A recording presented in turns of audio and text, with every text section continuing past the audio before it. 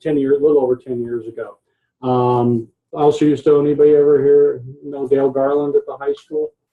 Ico Sound. Anyway, I used to own Ico Sound as a mobile DJ business. My word, or my advice to all of you who are younger, don't listen to loud music because you'll wear hearing aids like I do someday. So when they tell you, turn down that music, this is why, because you will be teamwork, professionalism. If you guys have questions throughout the PowerPoint, please ask. I want this to be interactive. I don't want it to just be me lecturing to you, because there's going to be nothing more boring than hearing my bad jokes if you give me the whole floor the whole entire time. So a lot of what people talk about entering the workplace is not being prepared. Let me go to the next slide. Then we're going to be following along to, there we go. Large percentages when you interview and talk to a lot of different businesses is the younger generation, millennials, are lacking in skills such as teamwork, decision making, things that where you are part of a team. I'm trying to be politically correct because I don't want to offend anybody, but we had a survey study that we did also with Fort Lewis College. And you can click the next one. I know you're multitasking over here, aren't you? Just arrow down. There we go. Characteristics: communication ability, strong work ethics, initiative, interpersonal skills, teamwork. What I like to say is you can hire and do the skills training, but you cannot hire personality. Okay, so knowing that you're going to go into an interview, being energetic and being outgoing. Those are the things that a lot of the businesses look for. But then when you get on the job site, all of a sudden they say, oh, well, now we need you to be able to be part of the team and be able to work through problem solving. What I was saying earlier, Fort Lewis College, they did an outreach to businesses, and businesses said in Durango this exact same thing.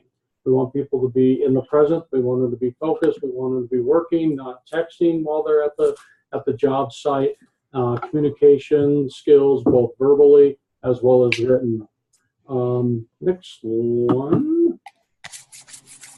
Exactly what I was talking about, trouble solving, the professionalism, and again, come to work ready to work, okay? Folks, we're going to talk about generational issues in a little while, but when I've gone to meetings where literally I had one of my employees one time, she was texting the whole time and laughing. And I said, you know what? You need to leave the meeting. And she looked at me, she was shocked because we were with one of our chamber members. I said, no, you go back to the office. You're not paying attention at all. So again, make sure that you're in the moment and part of what is going on. Next one. Teamwork being an essential part of the workplace. So, like a basketball team, okay? Be part of what the team, what's going on with the team. If you go to the next slide. So if you read this one, think about the team, whether it's basketball, I even use theater, you know, you've got the prop designers, the set people, the actors. What are some of the things that people on a team have to do with the different jobs that they have to take care of? And you can use a basketball team as an example. If all of you guys could shoot the ball, what if nobody could dribble, right? What if nobody knew how to run a play? What if, you know, you were not conditioned and you were getting tired running up and down the court? All these different things. So you've got to be able to be multifaceted. Go ahead.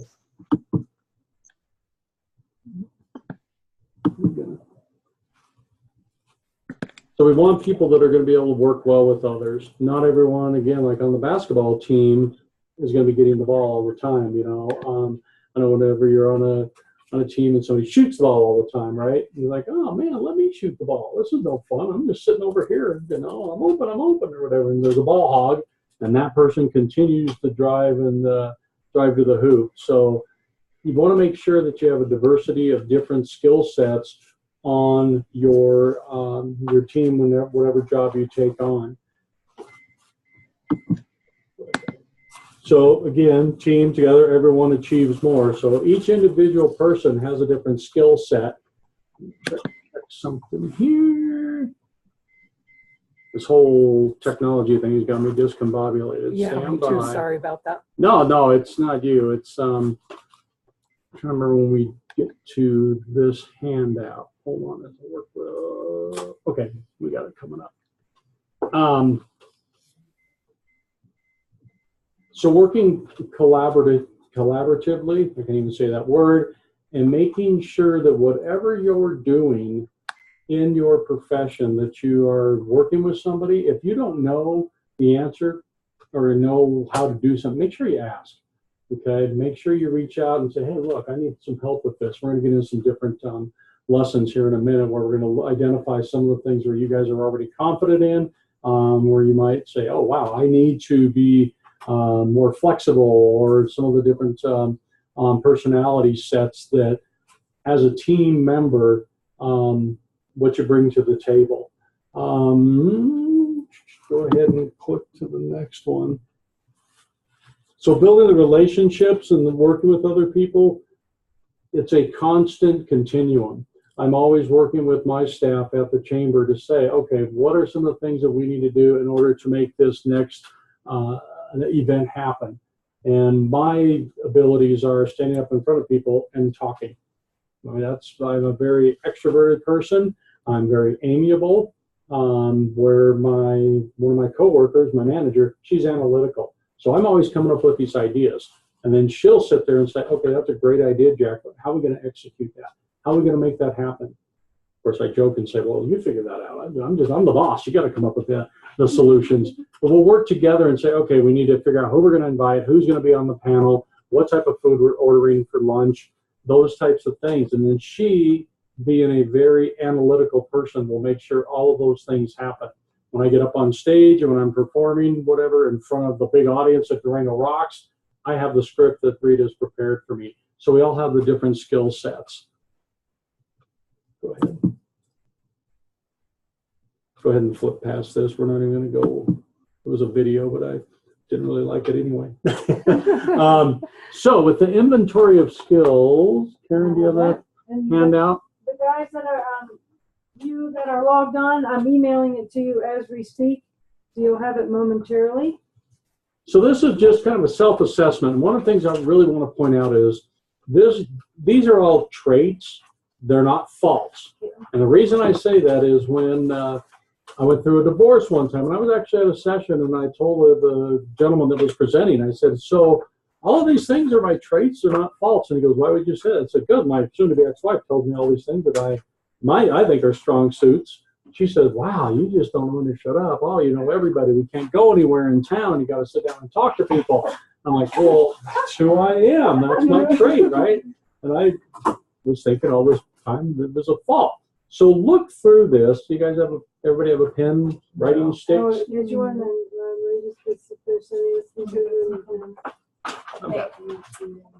I've got extra pens.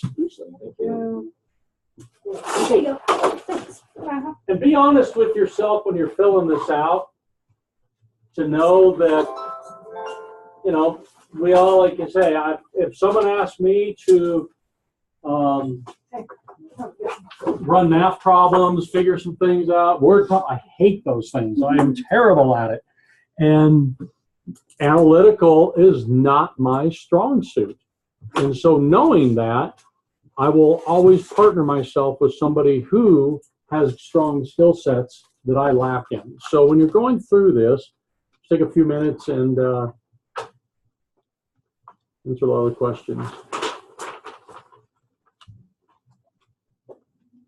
Again, there's no right or wrong answer.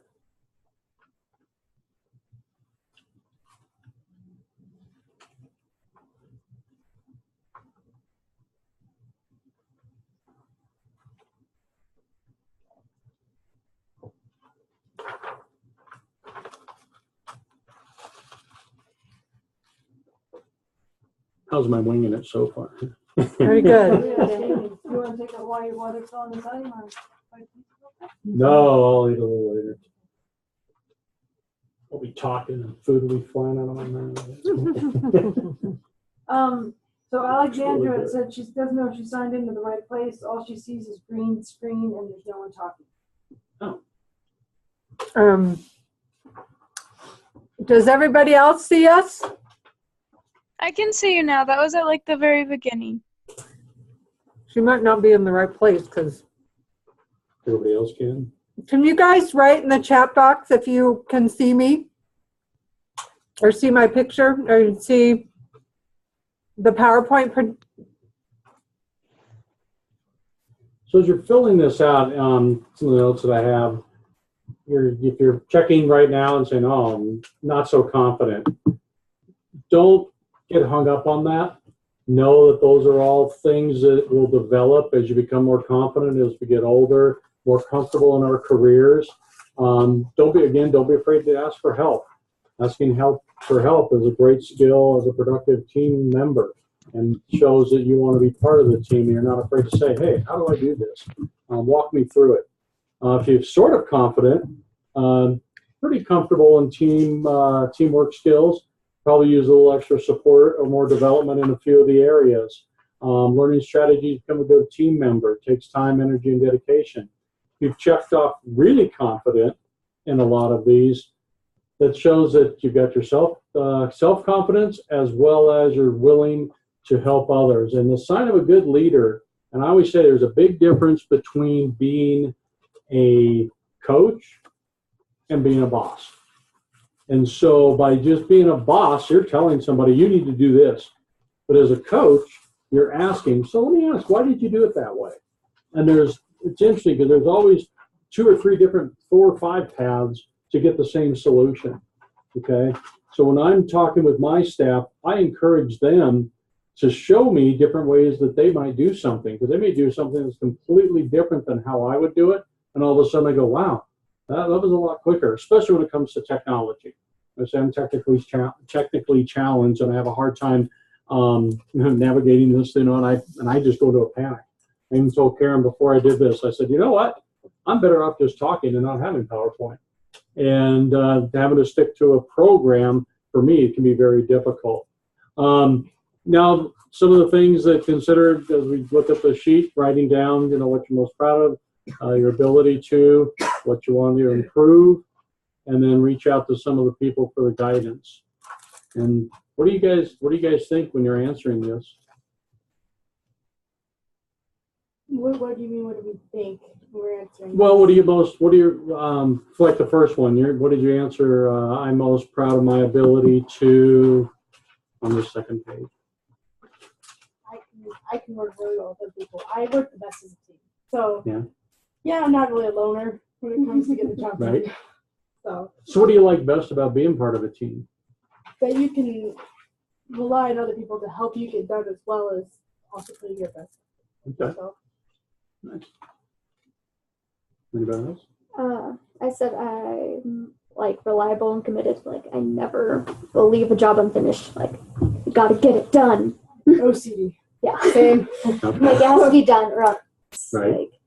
So does it drive you crazy if you the time is you have until 6 o'clock or whatever to finish, and then you're like, oh, I got to get this done. The chemistry lab that we just had done.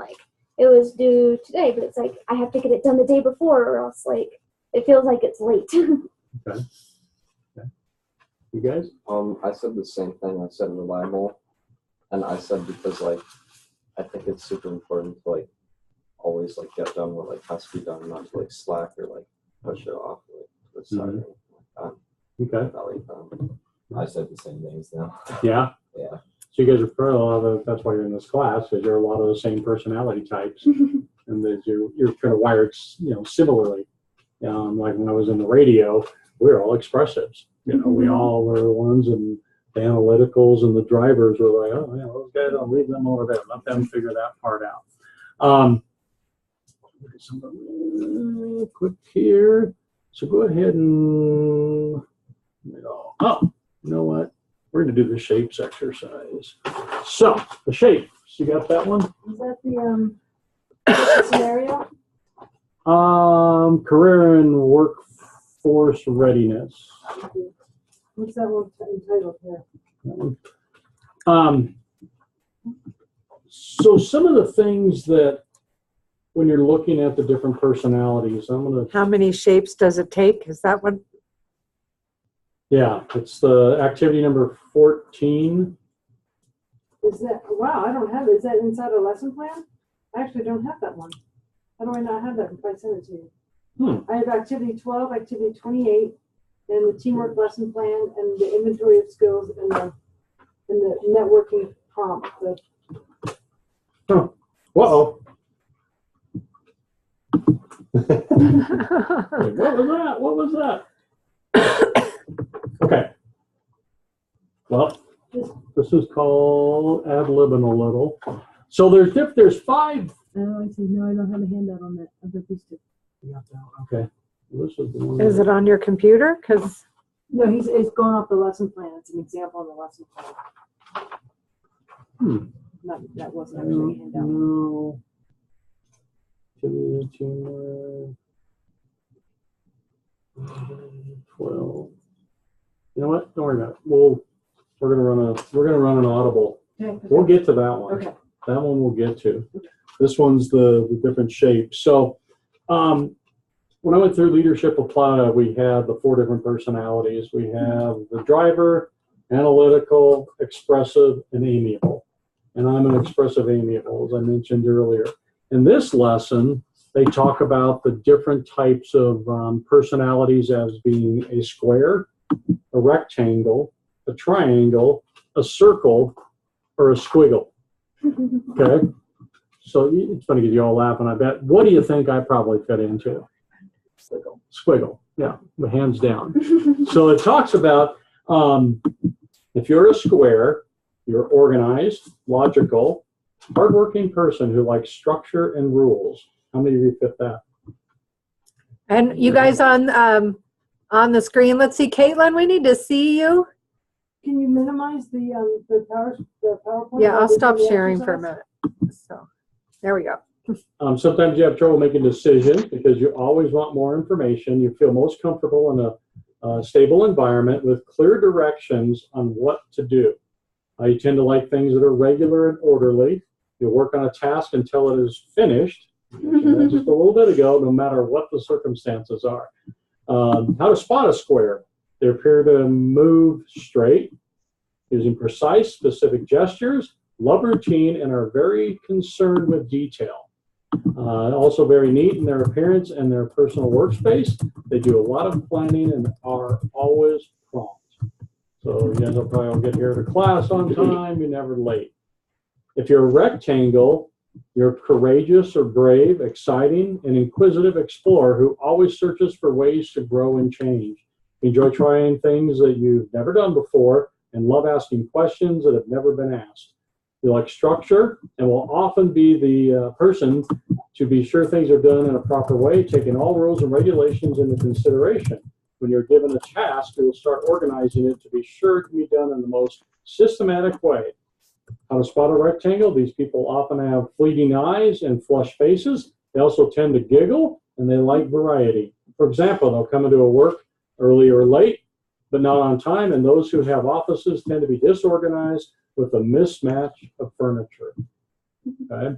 Are you why- describing me? And why I say all this is because when you start understanding the other personalities, what we'll talk about here in a minute is, wow, now I know how to deal with that personality.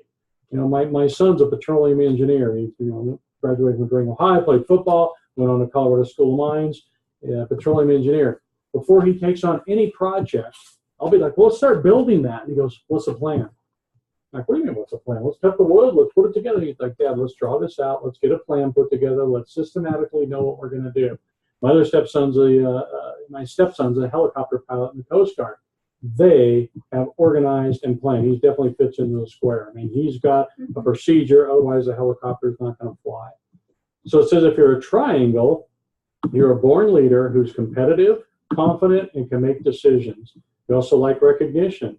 You're goal-oriented, enjoy planning something out and then doing it. You're motivated by the accomplishment. You'll tend to look at the big, long-term issues, but might forget the details. When given a task, you set a goal and work on, and set a goal and work on a plan for it. My son's kind of that way.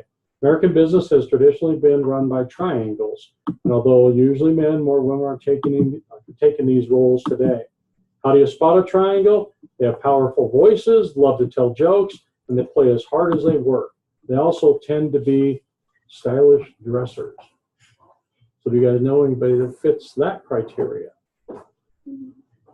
Yeah? Kind of a triangle. What's that? I'm kind of a triangle, yes. Are you? Yeah, Okay. so See, I kind of am too, because I always say the competition. If you take me on in ping pong, oh man, I'll take you down. And then I lose and I get frustrated and I get mad. Yeah. And as Coach Ripolato at Fort Lewis used to say, you know why you're getting mad? Because you think you're good and you're not. And that used to make me even more mad when we played basketball or anything like that. The other one are circles. You are social and communicative. There are no hard edges about you. You handle things by talking about them and smoothing things out with everybody. That's me on my amiable side. Communication is your first priority. When given a task you want to talk about it. You're a people person with lots of sympathy and consideration for others. You listen and communicate well and are very perceptive about other people's feelings.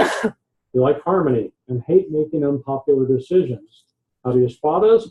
We're friendly, nurturing, persuasive, and generous. They tend to be relaxed and smile a lot. They're talkative, but have a mellow voice.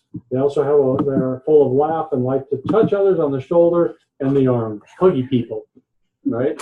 How many of you know somebody instead of shaking their hand, they got to give you a hug? Yep, I'm that way too. Like, oh, nah, forget that. We're way past that. No, we've known each other for too long. Come on, bring it in, bring it in. If you're a squiggle, you're off the wall and creative. So you're artsy people, thinking on the other side of the brain. You like doing new and different things, but most of the time you get bored with doing things regularly. When given a task, you will come up with bright ideas and ways to do it, but you don't think in a deliberate pattern from A to B to C. Instead, you jump around in your mind, going from A to M to X. And how do you spot them? They can be flashy, dramatic, extremely creative, and they don't like highly structured environments. Both men and women, squirrels tend to be funny and very expressive. They also have great intuition. Most performers and writers are squiggles. So now hearing all of these definitions, people, you can draw on a piece of paper or hold up a square, maybe do a square sign. Yeah, everybody on the phone, draw What a shape you represents your think you are. personality? A square, a rectangle. So let's go around the room. After hearing that, and you could be a couple different, mixture of a couple things. What do you think you are? I think mostly square because I like to have an order and get stuff done. Okay. Yeah. I'd say mostly square and a little bit of a triangle. Yeah. Okay. Same. Square, Same. triangle. Probably very circle, but with some square. How about you, Yeah. Lake? It's like, Which shape do you think you are? Probably a square. A square? Okay. Let's see, who else do we have? Daniela? What shape are you?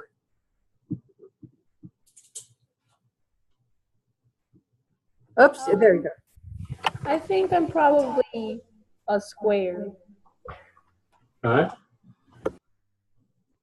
And Caitlin says probably a square and a circle. Somebody who, Karen, you might have to help me with the names because I don't know. RBRAFORD. That's Raja. Raja. She says, we heard the descriptions, but not the shapes. Can you? Oh, okay. Yeah. So again, we have square, the rectangle, triangle, circle, and squiggle. Which one do you think you are?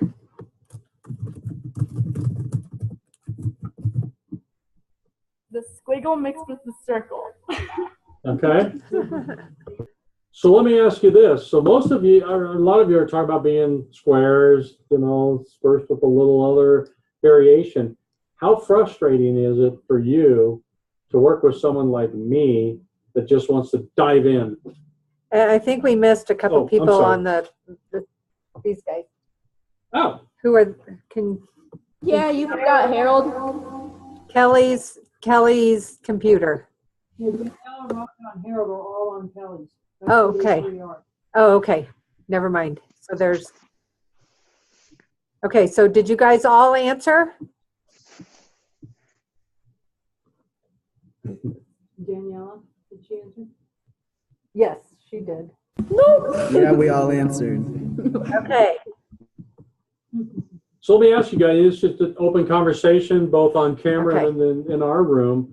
So what is it like to work with somebody that is a different personality? It's fine. What do you think the skill sets are? What does it bring to the table having different personalities and helping get a project done? So I can give you an Yeah. example so you can kind of think some of this through. But I'm kind of more like Jack. I'm like, let's go for it. Let's dive in. I've got the vision way up here.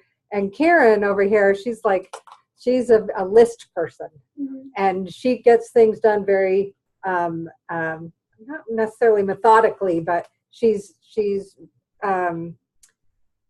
describe this, what am I trying to say? So I she's have more to- of a realistic. I have to have our to-do list. I have to know how we're gonna get there. And so between the two of us, we make a really great team because she keeps me organized and I come up with good ideas. I mean, we all come up with great ideas. I mean, we sit around here at this table every Tuesday morning and come up with really fantastic ideas. But when it comes to like getting the Health Careers Camp or getting this program started, for example, you know, between the two of us, because we're really different at approaching a project, Mhm. we really capitalize on each other's strengths. So what ideas do you guys have when you're like school projects? What kinds of things do you guys, can you come up with something similar for school projects or other things that you do at home with your family members that might be different? How do you do that when you're you have somebody who's really different from you and you don't get to choose sometimes who your project partners are? So Mhm. how do you manage that when it's somebody who's really different and you're not sure you're going to be able to work with that person? And Caitlin says, sometimes it can really help with getting a project done because your differences make a good team. And sometimes it can be very challenging because the group is so different.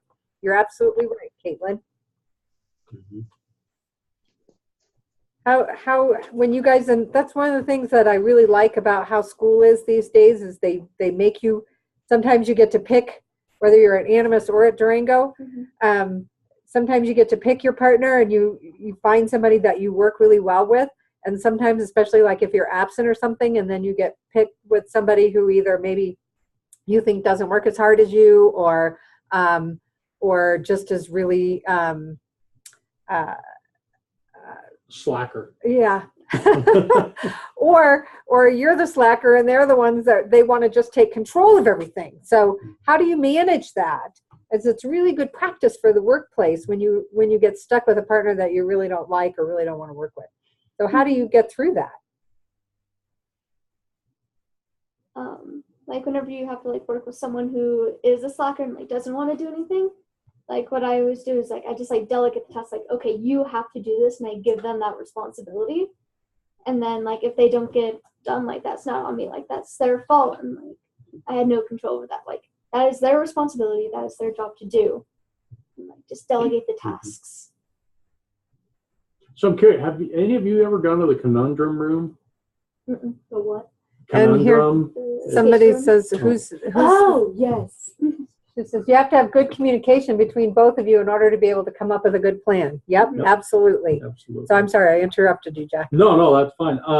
The escape room, the conundrum. Mhm. So it's an amazing to watch the different personalities. When you're set or you're challenged with, okay, you've got to figure out how to get out of this room, and there's clues scattered throughout, and you watch the square come out. The squiggles are over there trying to break things off the wall. They're just going random, happenstance. They don't care how to get the job done. They just start doing things.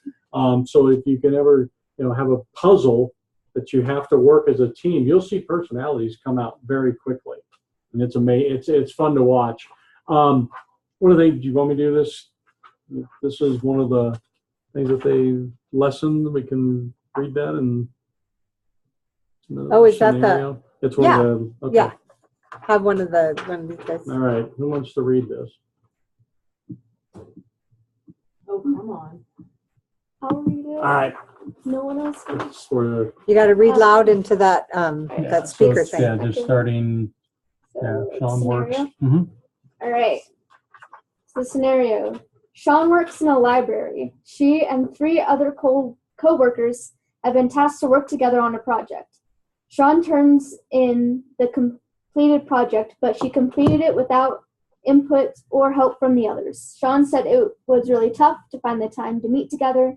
She did text the others asking about working together, but got no responses.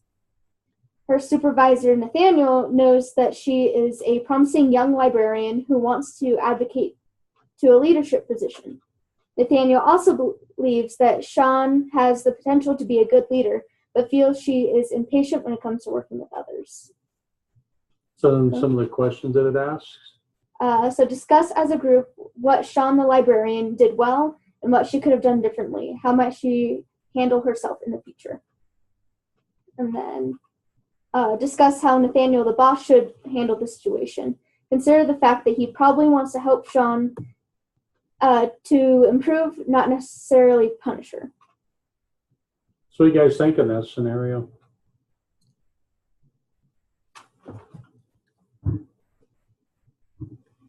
You guys on the on Zoom, just unmute yourself and chime in. She should have made more time anyways. Honestly, she should have had more input from other people. It Okay. would have been a whole lot easier on her Right. in the long run. Thoughts online?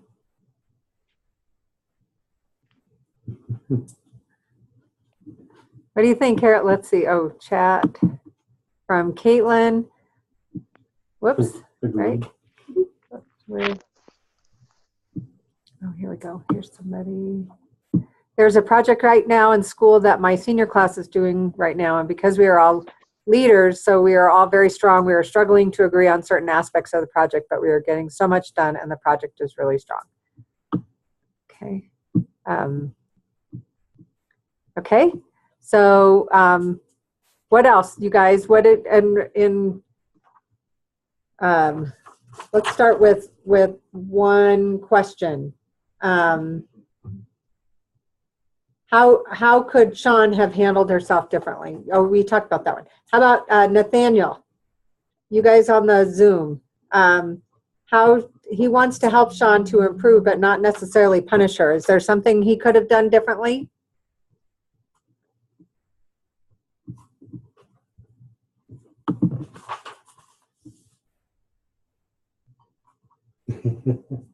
Okay, guys, on Zoom. Oh, she's trying to talk. One of them's trying to.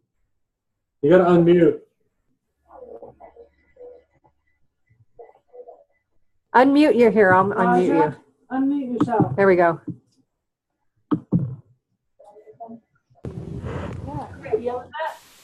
There you go. Say it again. Go, Raja. Oh, it's echo. Okay, so, well, I said that he could have encouraged other students to, like, well, not. I'm kind of confused on this, the scenario, but he could have encouraged the other people to, like, well, kind of split up the roles in the project or something. I don't know.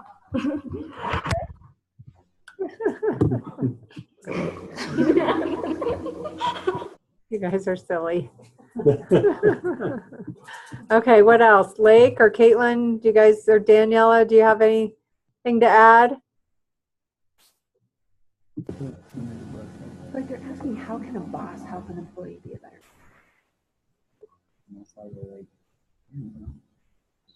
Give them tips.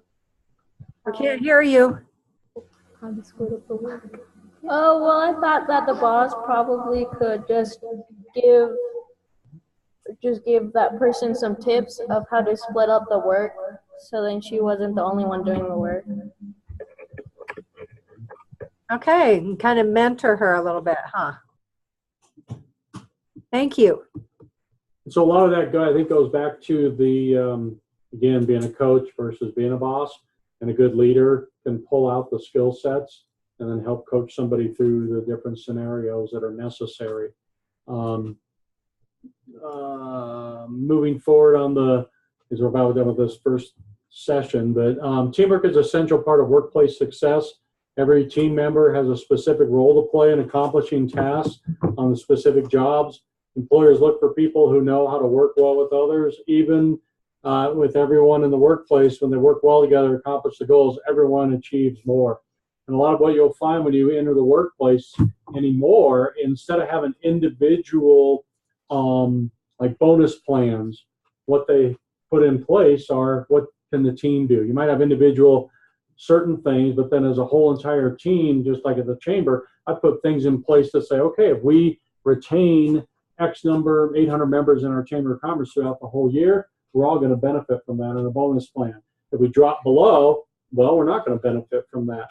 So you want to find a happy medium as a leader to say, what is it that you feel can motivate you the best? And it's interesting because the number one reason people leave a job is they don't feel appreciated. It's not because they don't have the money. It's not because they don't have a big enough vacation plan, a benefit plan. It's because they don't feel appreciated. So when you're a leader, you can go in and say, all right, thank you for doing the job. Or, there's some things I think we could have done better. What do you think we could have done to accomplish it? And being a good leader is pulling that information out. But always keep in mind that people leave because they don't feel appreciated. Okay?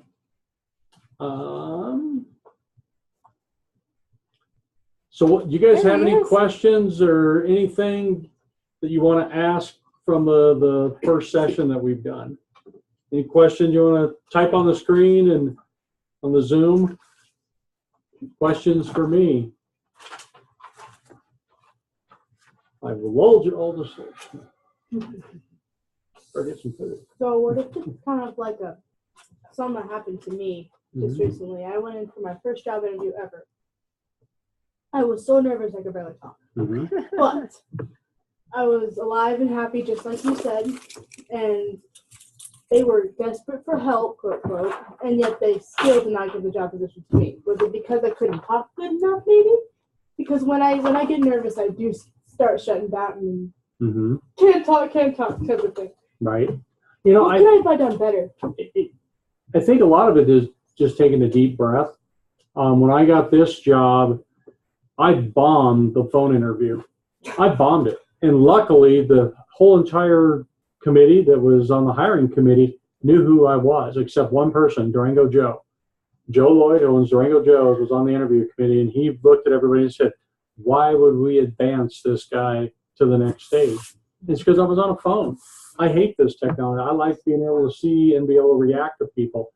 In your specific situation, because I wasn't in the interview panel or talking and doing the interview, it'd be hard to answer. What I would recommend is doing mock interviews, sitting down with a teacher or a friend and say, okay, put me through the questions that you think and it's someone that is going to interview me might ask.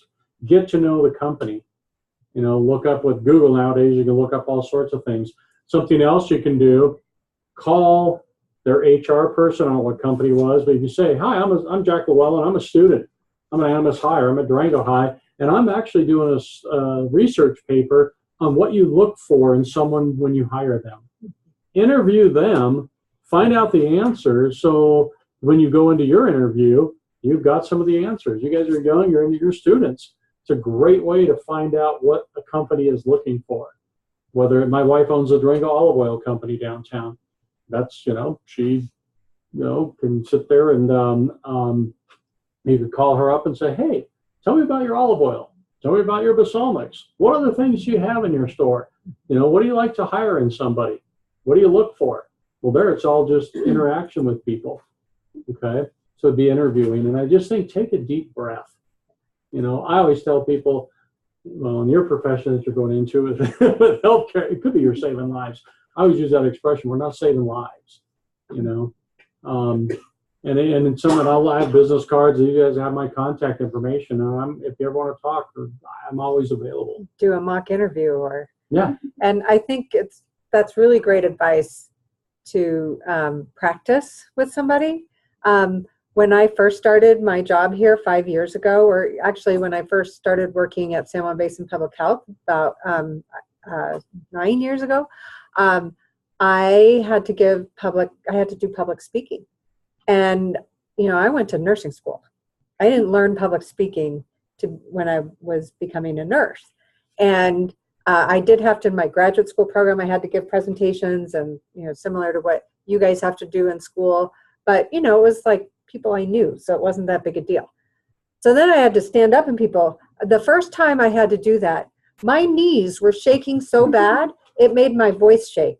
And I could hardly see the words on the page that I knew I was supposed to read because I had to read everything. I couldn't just speak in front of people because that didn't come natural to me. But over time, after practice, now I can talk in front of people and it doesn't bother me one bit. And I don't, I use notes to make sure I don't forget things, but, and usually Karen makes notes for me so that I don't forget things.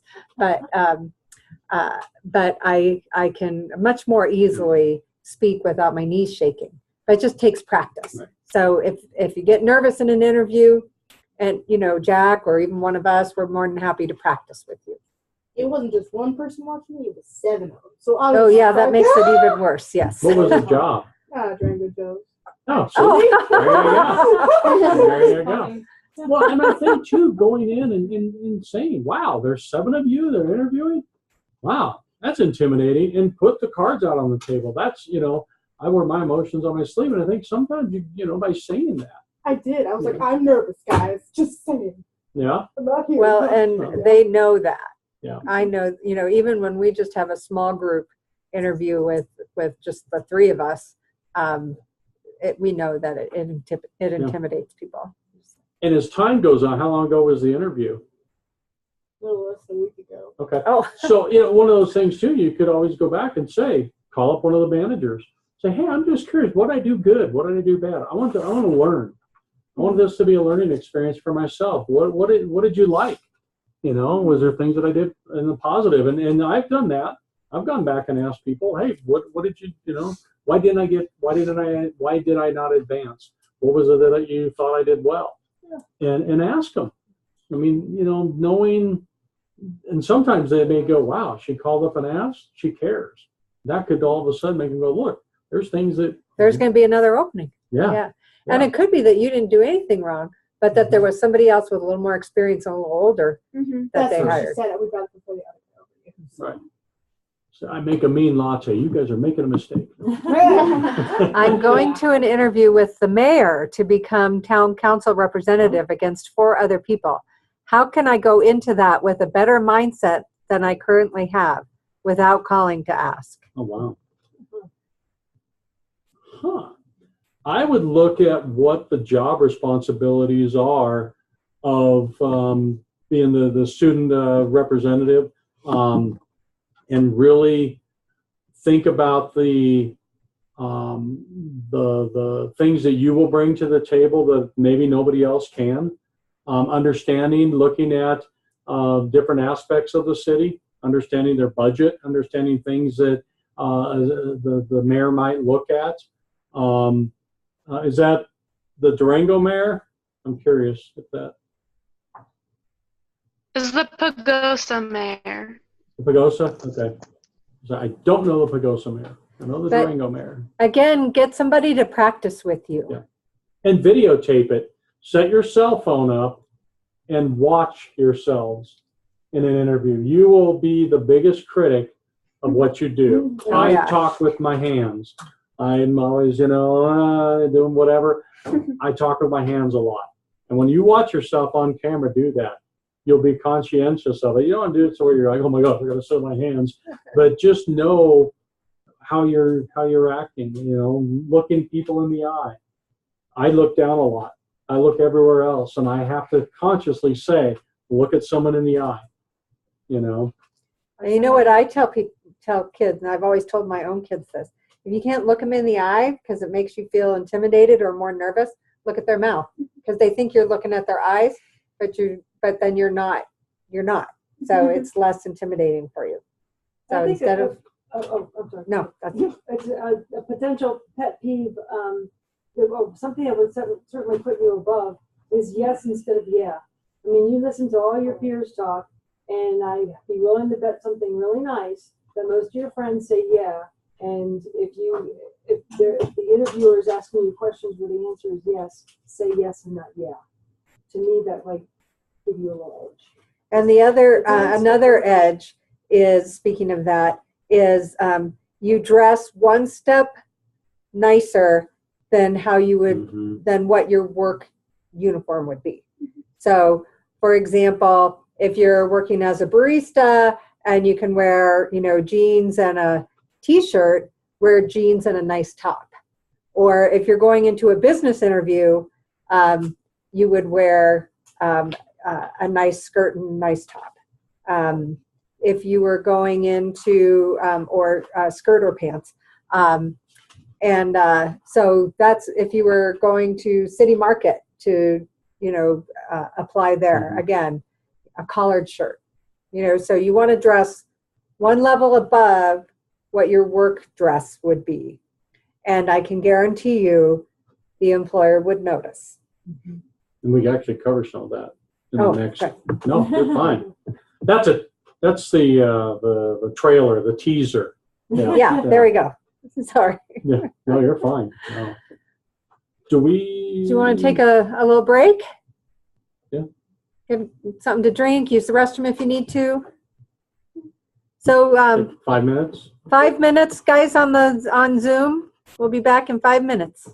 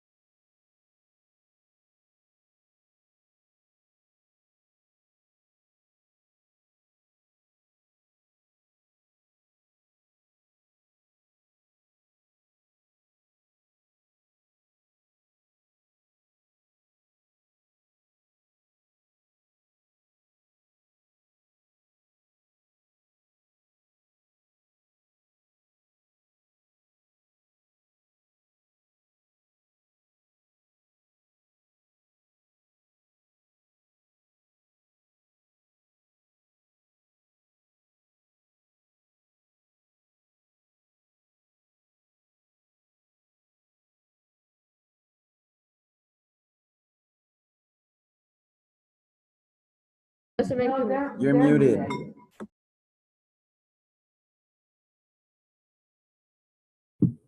There we go.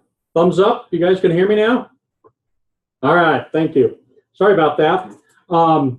So in today's professional environments, you're working with a variety of people. We've got people from age, 16 on up to age 70, and trying to blend the differences between the generations can be very, very difficult.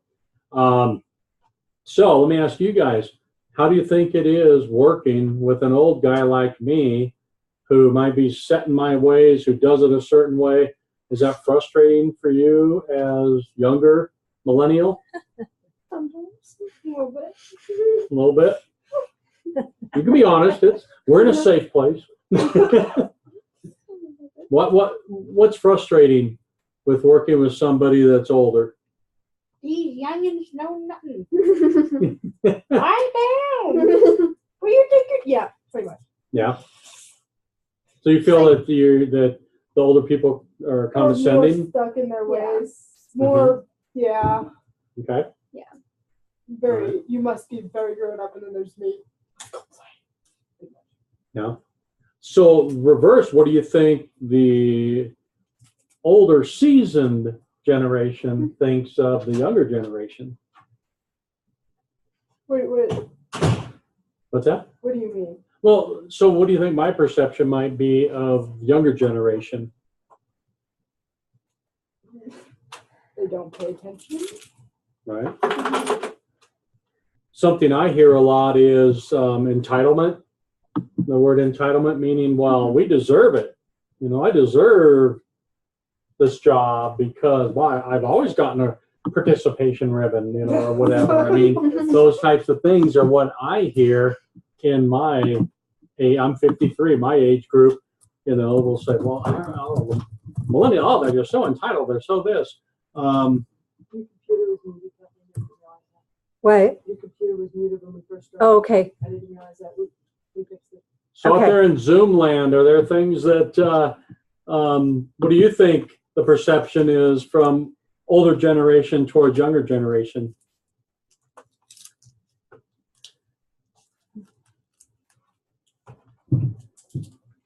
Anything? Bueller? Blake?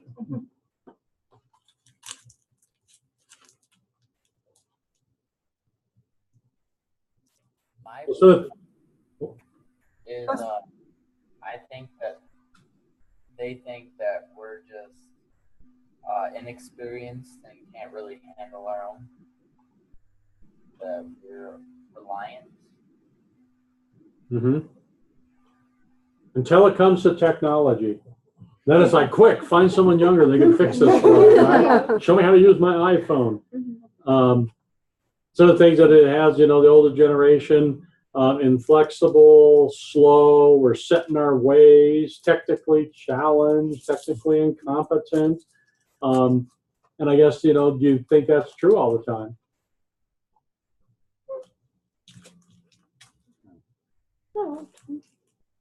Sometimes? Okay, what's the most frustrating thing your parents do that drives you crazy? Generational. Here I am. Where do I start? Thanks.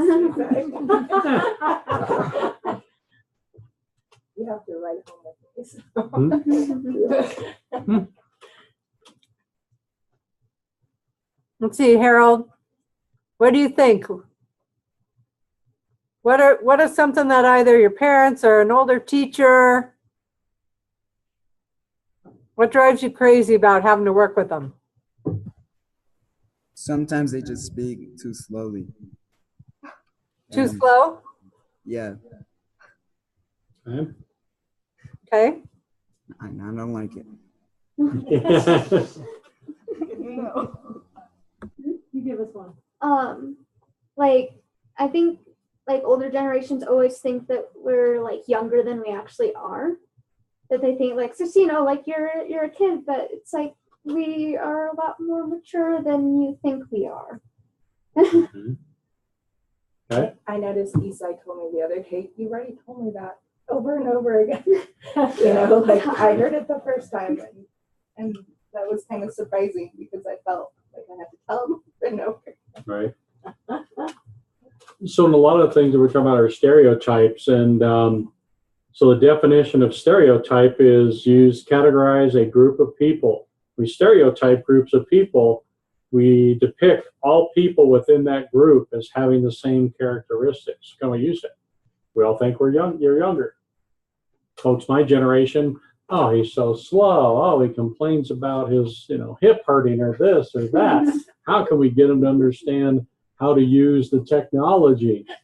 I was posting something once on Facebook, and one of we call them YPOD, Young Professionals of Durango, in the chamber. He looked over at me and he goes, "It is so painful watching you post that. Let me show you how to do this." And I'm the type I have to learn by repetition. That's my generation. That's how I learn. And you got to show me something. My son will show me how to, Snapchat or whatever it might be. And I'm going, "Wait, how'd you do that? You pulled that picture from where? Do that again." "I just showed you." "I know, do it again." And it's over and over. And it's trying to, so that stereotyping of this older generation, they just can't figure this technology out. But is that being stereotyping? Because actually we have a lady that works with us who is older than Karen and I, which we're not that old, but she's older than us. And she's actually the techiest person in the office. So it's, it is a stereotype, and it doesn't, we don't all follow that. Right. And it's the same with you guys too, So I'm going to jump on this. So in the work environment, talking about diversity, there's a lot of different ways of diversity and how it plays in, from age diversity to race diversity, religion, all of these different things play in. We also have different backgrounds that we come from. So consider the following situations. We'll talk about it. Sandra is 19 years old, has her first job as an administrative assistant. She wears very low-cut shirts, short skirts, heels, and lots of perfume. What might Sandra's attire lead others to believe about her, and what might reality be? High class princess. What was that? She's like this high class princess. Hashtag princess. Right? Would you think that's very professional? Maybe not. Not really. I mean, depends on how well she pulls it off. Yeah. Okay. What do you guys think? Well, I have something that could possibly describe her, but I don't know if I'd say it here. No. How many, somebody wears a lot of perfume. Is that distracting? Very. If someone, And also Gives it cosmetics. headaches. Or heavy Headaches, aftershave? Allergies. Yeah. Yeah. Right? Yeah. All right, so here's, I'm going to run another scenario by you. Then we'll ask the Zoom land, I'm going to start calling it. So Tony is 24 years old. He has tattoo sleeves on both of his arms, as well as a name tattooed on his neck. Tony would like to be a waiter at a fancy restaurant. He has his first interview today. What might a job interviewer think of Tony, and what might reality be? Give him a sketch. Yeah, they probably think he's like a clown. Yeah. Right? But he might not be. He might actually be like a really professional person. Nice person. But the name tattoo is really distracting. Yeah. No? what do you guys think? Harold, Raja, Daniela? I think that he's not getting a job.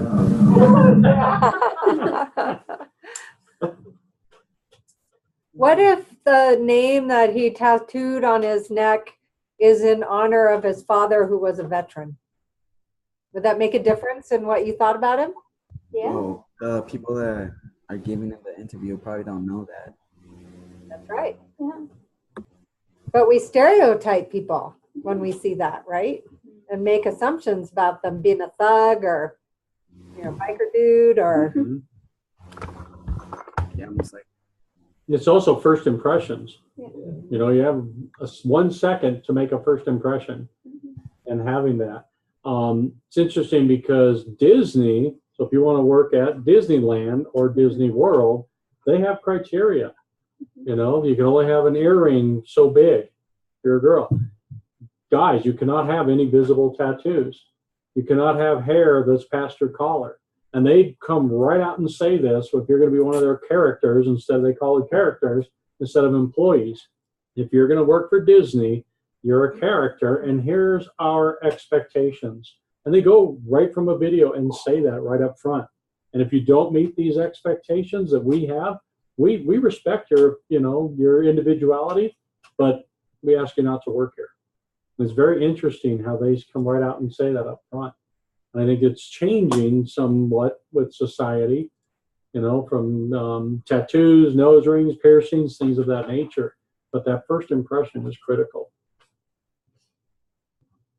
Look at another one of these scenarios. You also have to be a certain height to work at Disney, which makes me mad. Oh, Because I'd be too short. I would think they would be able to find a spot for anybody, height-wise. You could be one of But for the, like some of the like dwarves. princesses and stuff, like you have to be a certain height. Oh, that, yeah, right. you could be a dwarf. I don't think you're helping. I would be the Donald Duck and hide behind the mask. So I've got one. Terrence is 18 years old and just graduated from high school. He had a 4.0 GPA. He also has an interview for a summer internship. Terrence is in a wheelchair. Do you think there's a chance the interviewer might not ask Terrence the same questions he or she would ask someone who isn't in a wheelchair? Depends on what the job consists of. No? I mean, if it's a very physical job or you have to do a lot of lifting, then Probably not your guy. yeah.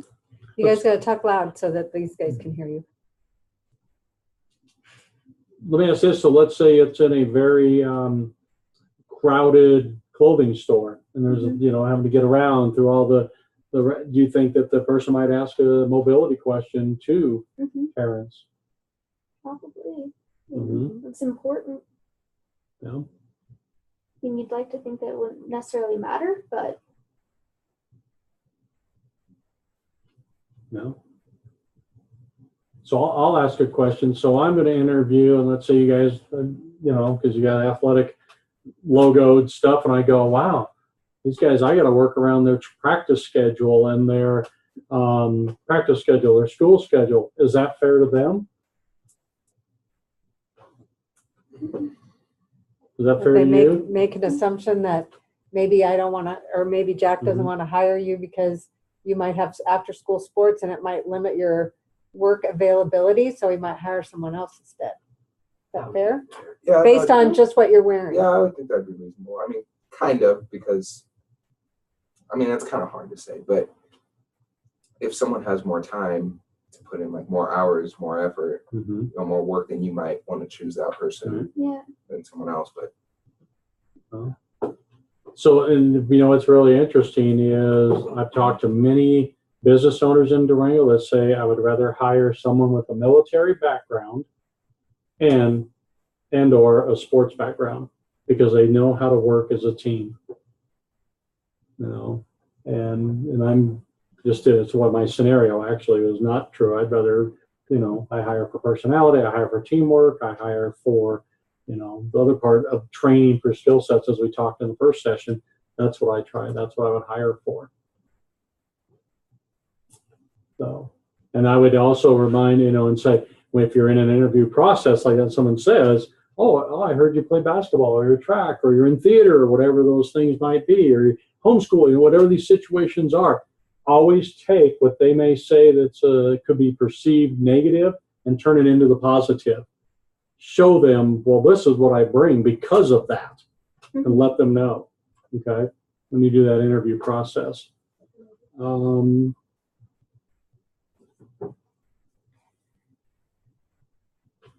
So what are some things that we can do to not stereotype?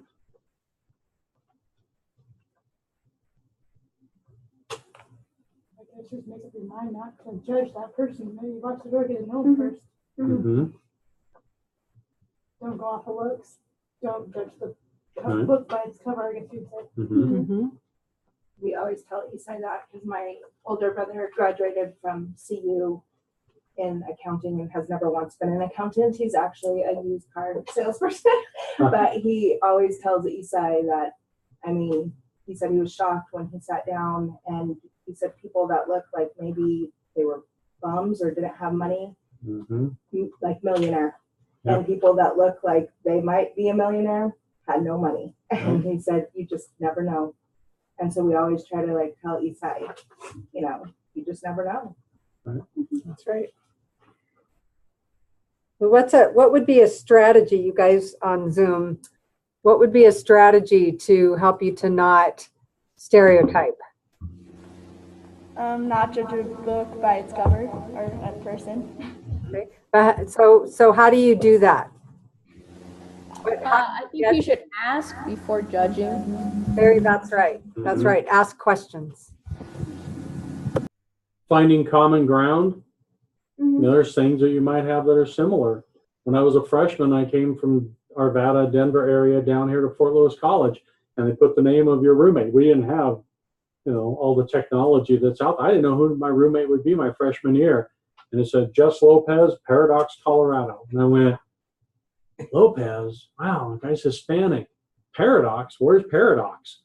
And it happens to be a little dot on the map right on the Utah border south of Grand Junction. Very interesting. He's my best friend. We still talk. He oversees all of Latin America for John Deere Tractor. He is multimillionaire, and we've had the best friendship growing up over the years. And it taught me not to stereotype just by seeing the guy's name. So finding that common ground, listening to each other, learning from one another, exploring different cultures, finding out what somebody else likes, what their dislikes are. All of a sudden you go, wow, you know, you like the Broncos too? And you're afraid to admit it? I get that, right?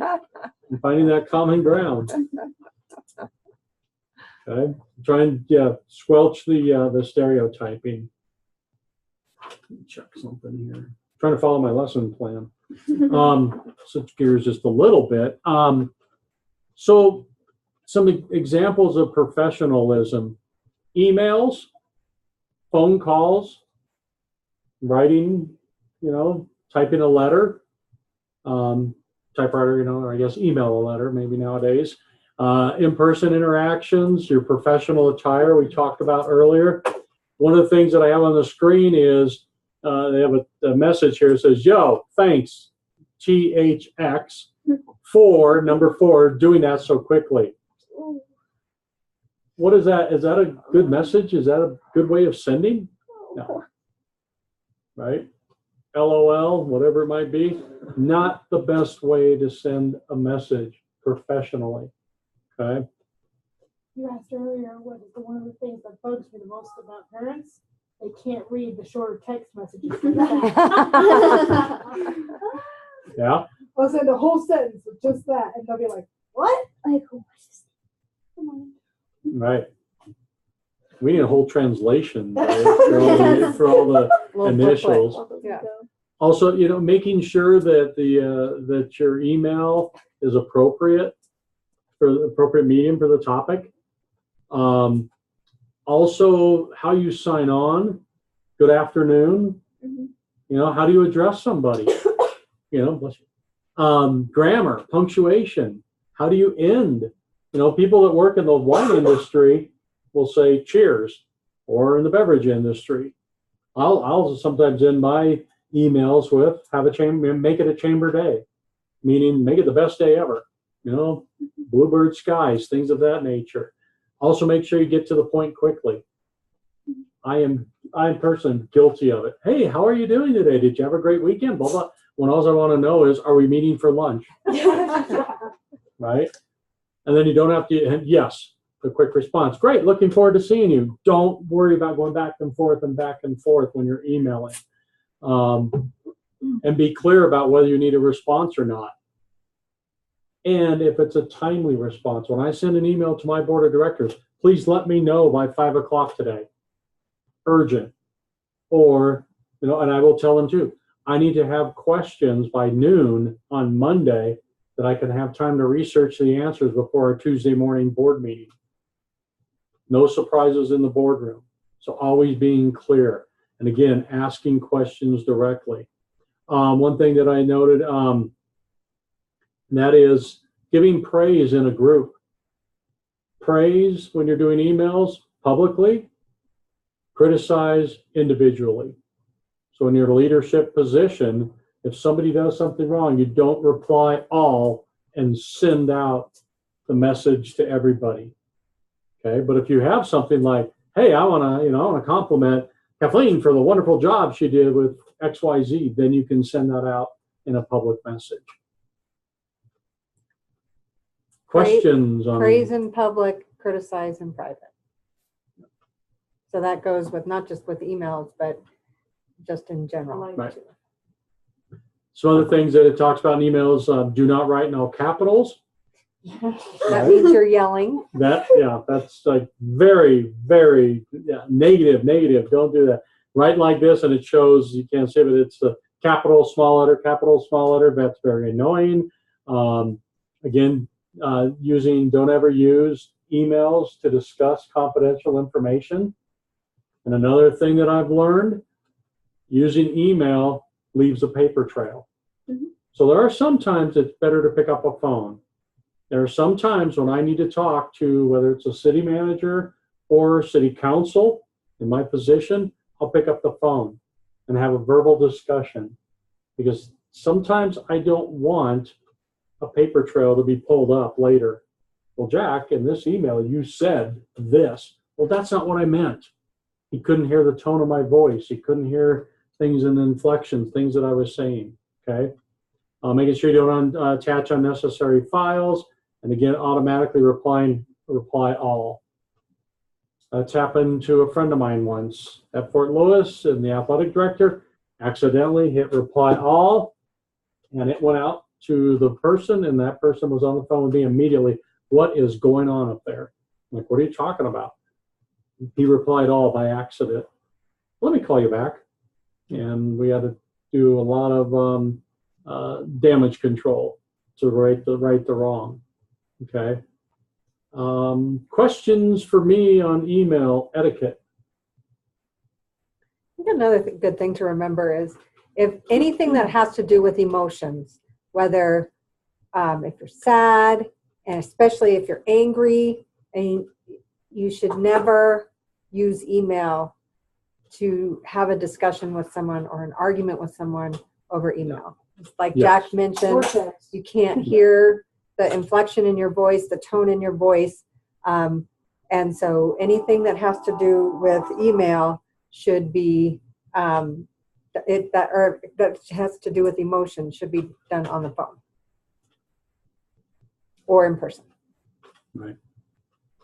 And a great example, and I do this in college classes that I'm speaking in front of, but I will say them, I'll say, if I typed F you to somebody, whoa, that's written, that's typed, that's pretty harsh. But if you say, oh, F you, and the tone of your voice and the way you're saying it is completely different. So again, make sure you're using good judgment when you're doing the emails and sending things. And don't write diatribes. I mean, we're all busy. I get 100 emails a day. I want short, concise, sweet, to the point. Okay. So phone etiquette, some of the things, make sure you speak clearly, slowly, enunciate. And somebody having here returning calls between 9 a.m. and 8 p.m. I think 8's a little late. I would say more between 8 or 9 in the morning, 5 o'clock at night. One trick I use, if there's somebody that I'm like, okay, I got to get back to them, but I don't have time to get into a lengthy discussion, I might sometimes call their office phone at 6 at night.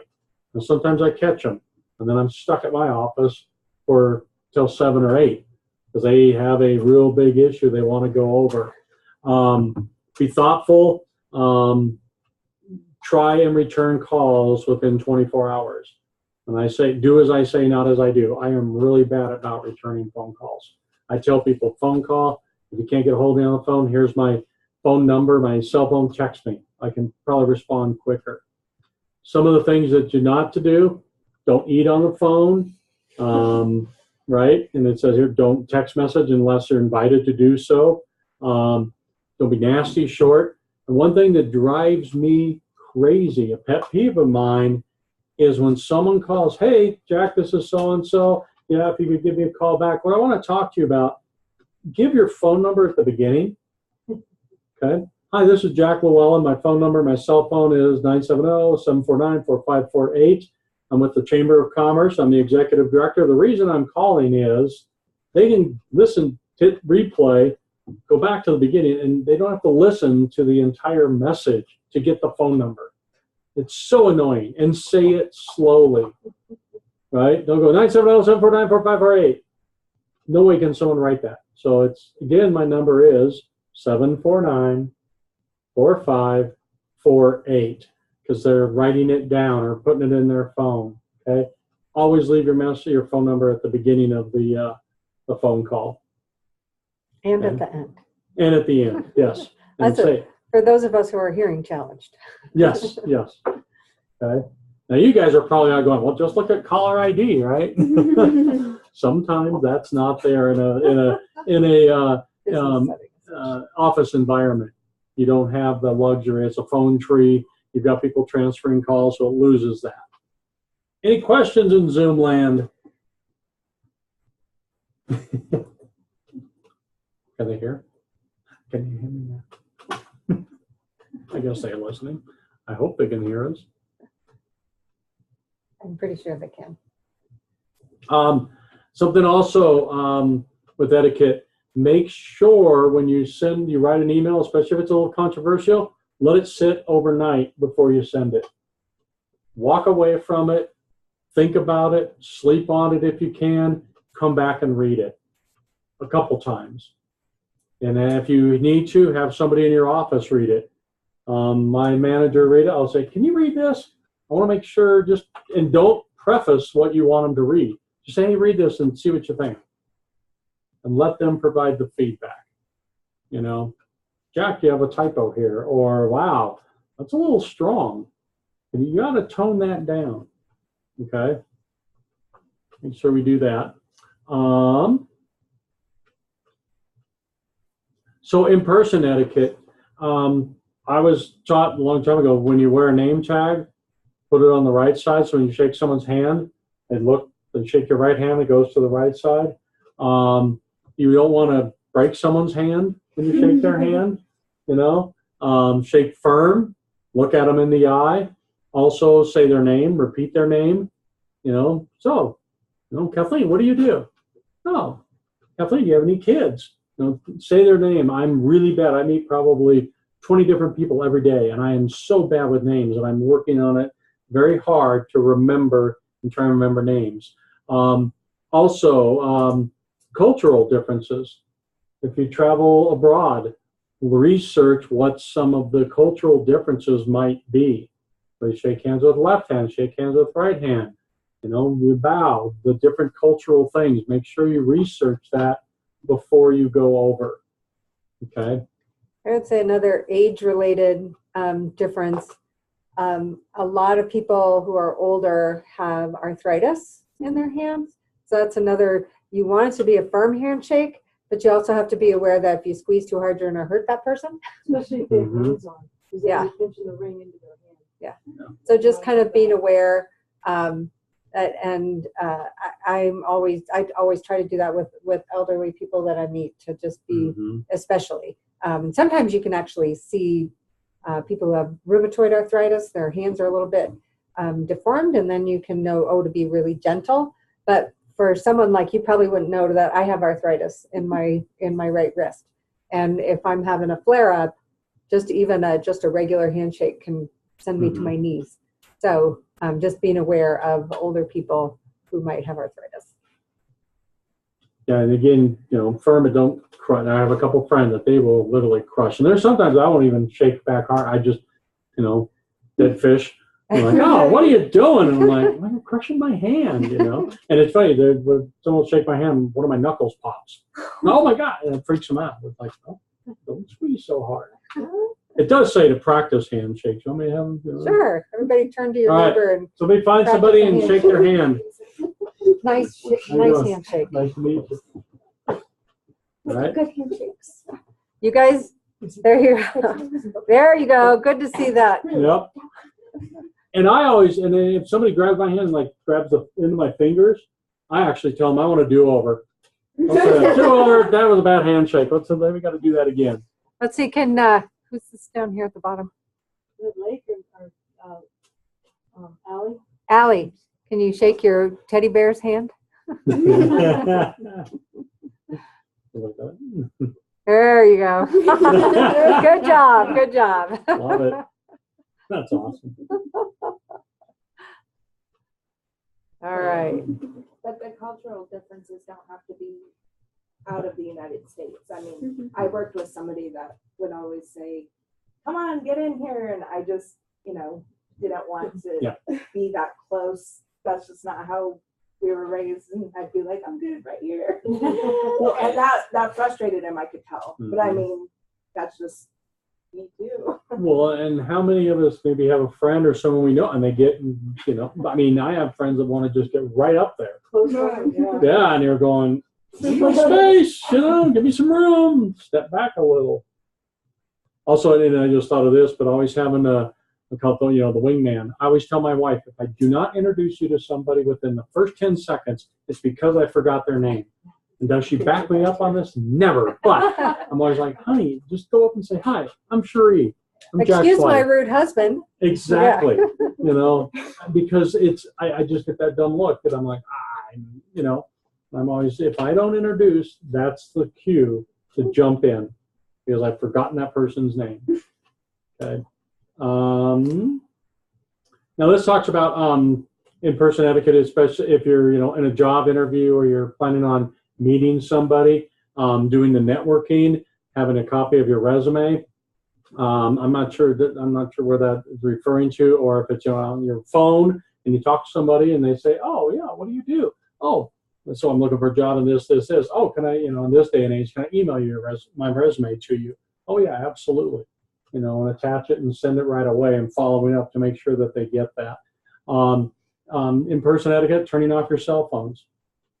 It's one of those things that there's time and a place, and to have that undivided attention dedicated to who you're there with and turning the phone off.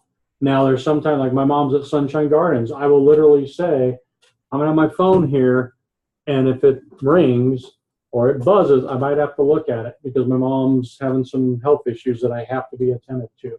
Let the audience or people know that you're with, that there could be an emergency that comes up that they may want to know about. No chewing gum. What's that? No chewing gum. Yes, thank you. Yeah.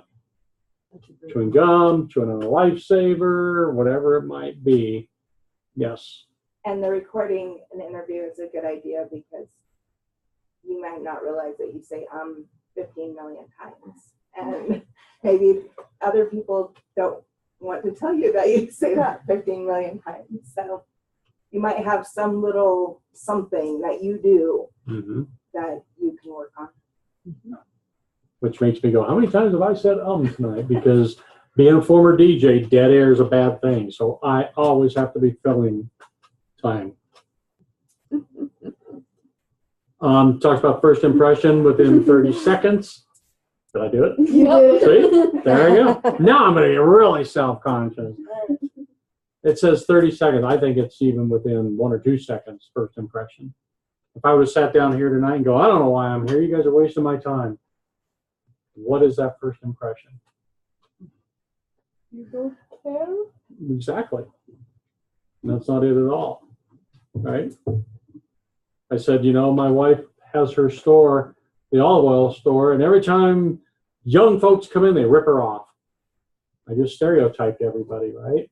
Not a good thing. Your first impression is, who is this guy?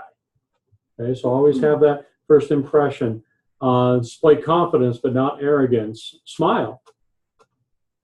It's amazing, especially when you're on the phone too. Smile when you're on the phone. People can hear that. Hi, I'm Jack Llewellyn with the Chamber of Commerce. Hi, I'm Jack Llewellyn, Chamber of Commerce. I mean, there's a big difference. The energy comes across. Makes a big, big difference. Oh, this says don't sit there and bob your head the whole time.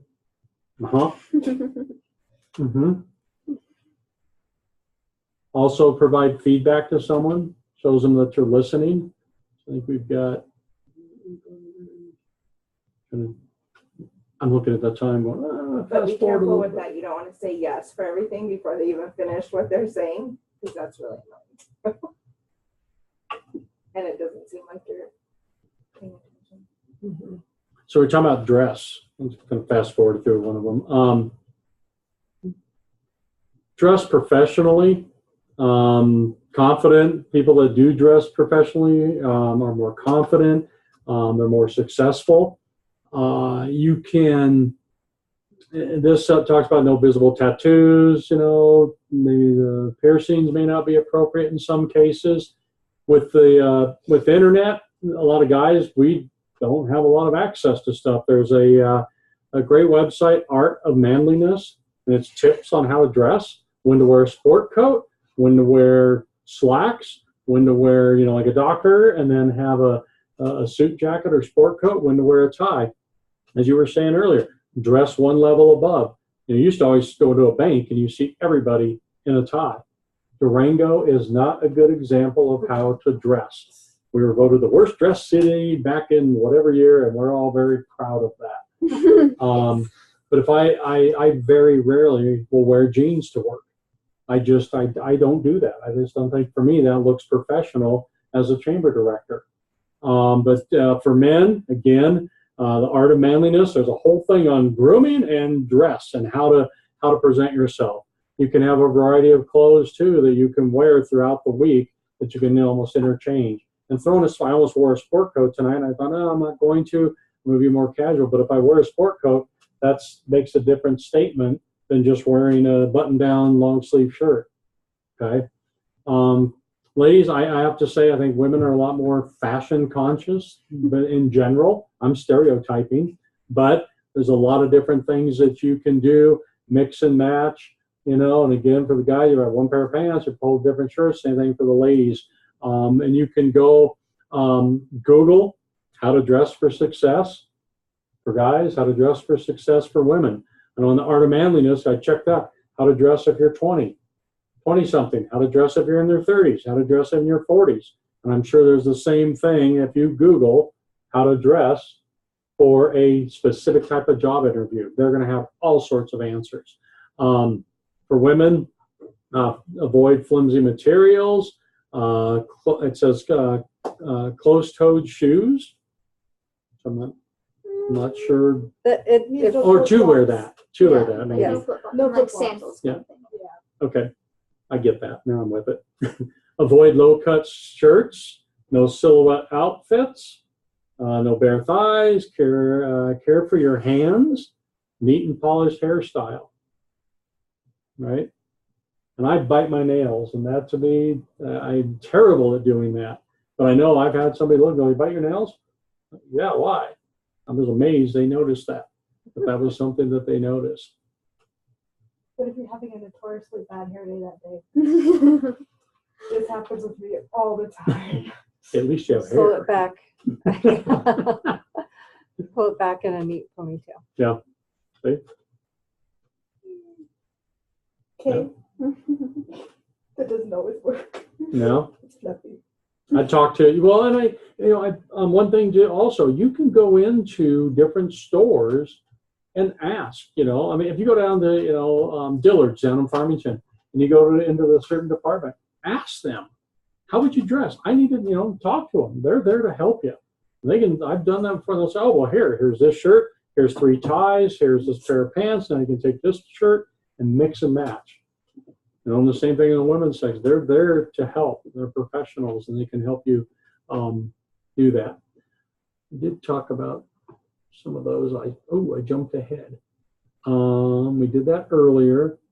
So social media, and again, going back to this, there's a picture here of a guy laying on the floor, and he has beer bottles all around him like a silhouette. Be careful what you share and what you do on social media.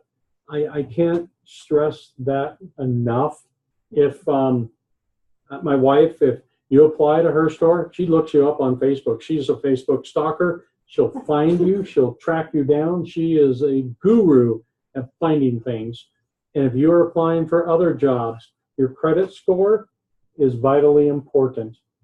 Okay? Maybe not so much at this. Oh, that's true. It will be. Keep that in mind. Down the road, your credit score will dictate whether you can rent an apartment, you know, buy a car, all these different things. So make sure, even if you're sitting there going, oh my gosh, I've got the bill to pay the minimum at least. Your credit score will be very, very, very important as you get older. Remember too, once it's out there, it can never be removed on social media or electronically. Okay? So that picture, you think, oh, I erased it. No. If it goes out there for a split second, it can be out there and it's there for a long time. So again, no posting alcohol shots. It can be clothing, racist, sexist, prejudice things. Even political nowadays. I know somebody that posted something and I thought, wow. And he's an insurance agent. And I didn't agree with what he posted politically. And I was like, I don't know if I can do that. I don't know if I can give him my business because of what he posted. So make sure you're very, very careful about what you put out there on the World Wide Web and just on social media. You know, double check, make sure you just have friends only, you know, when you're sharing stuff that they can see and nobody else can. We talked about that. Or even not you personally. Last week, I think it was in the news, that woman that gave the birth to the Trump cars, somebody took a picture and she was fired from her job. Yep. So it doesn't have to be you. Be very, very, very, very careful with that. So networking, I always use the expression that it's not what you know, it's who you know. And there's a great book by Tommy Spalding called that. It's not just it's not just who you know. And Tommy Spalding, he's up in Denver. We've had him come down. He's an international speaker and talks about getting to different relationships, whether it's through the chamber, a young professional group, through your own your teams, if you're in theater. Find out what other people are doing. Get to know one another, because you never know what connection you might make for somebody. I spoke at Fort Lewis earlier this year, and I said, if you guys ever want to come talk to me, give me a call. I'm happy to talk with you. One student took me up on it. She now has a paid internship with United Way. As she came down, we talked. I found out what she was interested in, helping others, reaching out, doing all these things. I was able to connect her. Okay? Cast your social network further than just your clique, so to speak, of 5 friends. Get to know others. If you go into a big room and you go, wow, this is intimidating, think to yourself, I only want to meet 2 new people in a room of 100. It's less intimidating that way. You can walk up. And most people that are at an event like the Business After Hours, they're there to meet people. Okay? You practice the skills of, you know, hey, what do you do? Where are you from? What are your hobbies? Where, you know, what are some of the things that you do after school? Get those questions and engage. This talks about, you know, alumni services when you graduate. Ask people for other contacts. Hey, do you know somebody that I might be able to help? Or who else might be able to use my services? Join professional associations, student membership, studying abroad, different cultural experiences, online networking. Make sure you do those. How are we on time? Kind of speeding up here a little bit. You're pretty good. We'll just close 5 minutes early to have these guys complete their post-session survey. Okay. All right. Talks about being prepared. You know, write down scripts, practice it, rehearse things, videotape yourself, prepare. I did athletics. I was soccer and basketball, so I was always like, you know, in practice. I actually did a play called Love Letters, and it was a fundraiser for the During Arts Center. We got to read the script. People don't know this about me. I have a fear of reading in public. But we practice. So it made it easier. Do the same thing before you go into interviews. Practice what you're going to be talking about. or prepare, and practice is the second. There's 3 P's: prepare, practice, and then it says pull yourself together, be confident. Okay, know that you're there, you've got this. You're going to go in and make it work. You're the one that they're going to hire. Work, do the rehearsing. Okay, make sure you do those things. I'm speeding up here. I'm sorry. Show up on time, early. I think that actually was it. Prepare, practice, and pull yourself together. There is a scenario. Do you want me to hand these out? Sure. So I'm going to do this. See? Pass those that way, pass those that way. I'm going to pick on somebody. I'm going to have you read this. Maybe somebody. Oh, do they? You guys have them? Do they have? I emailed, which one is it? The scenario with. Yes. Pardon? I emailed it to them during the session. Okay, so I need somebody on Zoom to read the scenario. Starts out, Pradeep had a friend, Bob. Check your emails because I sent it a little bit ago.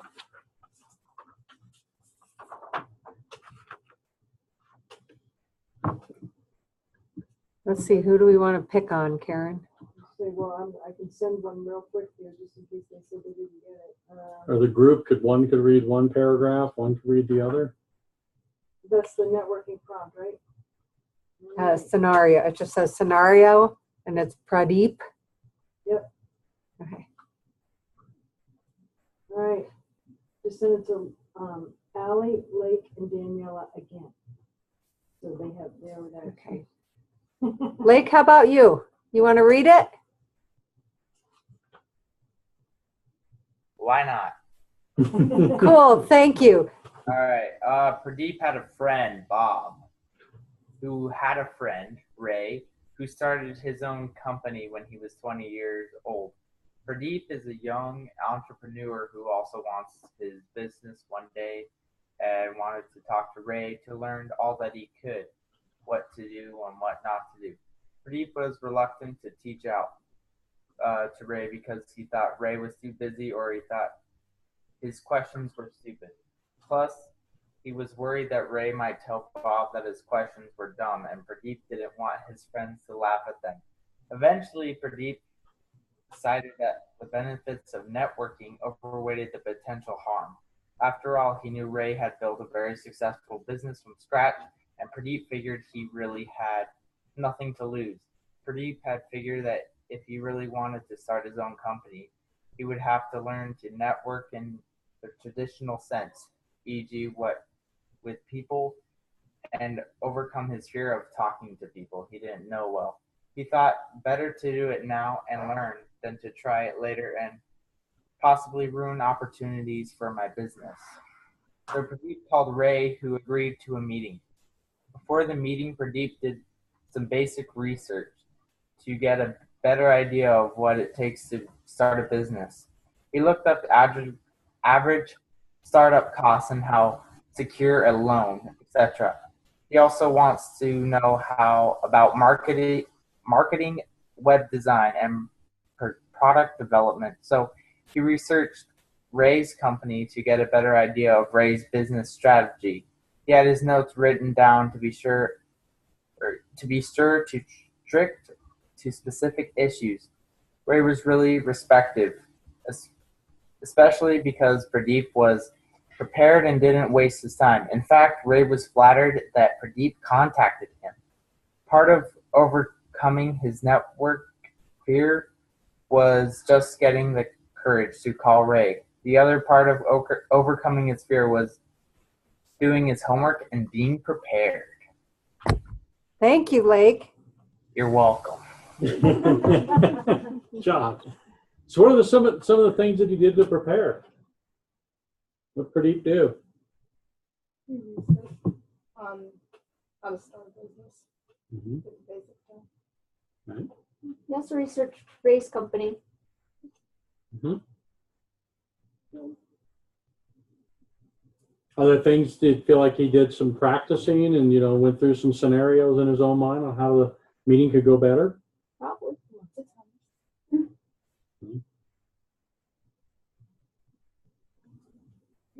Any other comments? No? I just have a quick fun story to share. So years ago, I just happened to see on the front page of the Wall Street Journal, gives the town that the article is based out of, and it was Phoenix. I lived in Phoenix. And it was a woman who was getting recognition for something. So I sent her, can you hear me over there in Zoom land? So I sent her a congratulations letter for the article being written about her in the Wall Street Journal. I didn't think anything of it, just I thought it was really cool, and I didn't know her, but I thought, hey, lady from Phoenix and made the cover of the Wall Street Journal. I think that's pretty impressive. About 2 years later, she contacted me. Just so happens she was involved with a party that was responsible for the re-election fundraising launch for one of the presidents. So our band got to play the fundraising event. It was a pretty big deal working with Secret Service. And I truly believe this is all because I just wrote a letter saying congratulations, and she remembered that and reached out to us. And I said, heck yeah, we're there. And thankfully everybody got Secret Service. Well, and that's interesting because when you talk about that, that circumstance, serendipity, and every job that I've ever had, it's because I knew somebody that said, you need to apply. When I got my first radio job out of college, the radio owner taught an advertising class. I took the class. I showed up every day. He called me up and said, well, you graduated. And I moved back to Denver. He goes, want to come back to Durango? I've got the morning drive show for you. You showed up. I know you'll show up for work. He then hired me again on my second job. When I got this job, somebody said, you'd be really good for the chamber. You're dialed in. You're connected. You have that energy. We need marketing experience. You should apply. So you never know what is going to happen. Going back to that first impression and doing the things that you guys do. You never burn your bridges. Pardon me? You never burn your bridges. Yes. Yeah. Never, because you never know when that person might be the one that is actually the one sitting there interviewing. You get fired, walk out graciously. And it's usually because of reason, and learn from those experiences. Questions? I'm not sure what we have to do to wrap up with all of this now and put a little bow around it. With the post-test survey. Yes. And so everybody, and honestly, if you ever have questions, need a contact, you want to, thinking, I want to apply for a job somewhere, do you know somebody? My cell phone, I'll even give it out, is 970-749-4548. I've got business cards for people here. You can hunt me down through this network, but I'm always happy to help. I appreciate you putting up with my technically challenged old guy stuff. And mine as well. Oh, Caitlin wrote it down for you. 749-4548. 970-749-4548. There's his number if anyone didn't get it. Good job, Caitlin. Man, on it. Thank you. Need a job? You can follow me around all day and I could, Let us know how your interview goes.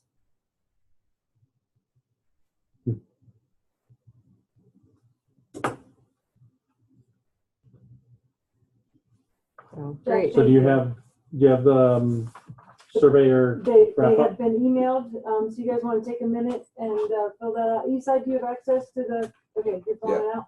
Okay. So you guys in Zoom land, can you fill out your post-session surveys, please, that I emailed?